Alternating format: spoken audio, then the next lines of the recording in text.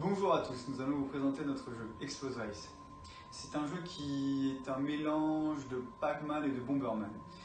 Le but est très simple, nous popons aléatoirement sur la map. Nous devons traverser toute la map en évitant ou en tuant des fantômes et en explosant des blocs pour arriver à une échelle qui nous permet d'aller dans un autre pour recommencer ou faire un nouveau niveau. Alors la petite histoire du personnage, c'est Billy. Billy, c'est un stagiaire de chez Pokémon qui a été viré. Et en partant, il a décidé de faire les différents mondes et de parcourir les différents mondes.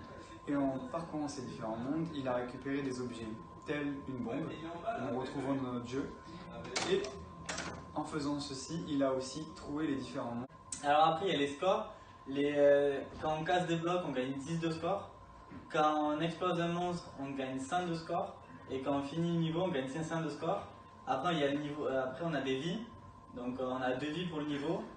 Les vies, on peut les perdre soit quand l'explosion de la bombe elle nous touche, ou soit quand le fantôme il nous touche.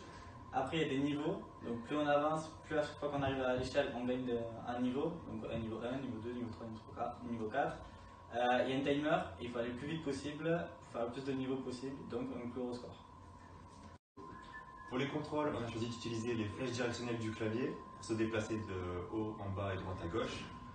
La touche espace sera utilisée pour lâcher des bombes.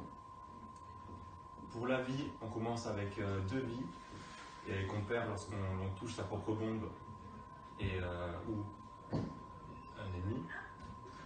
Ensuite, pour les monstres, ils spawnent aléatoirement sur la map et ils errent dans ce labyrinthe.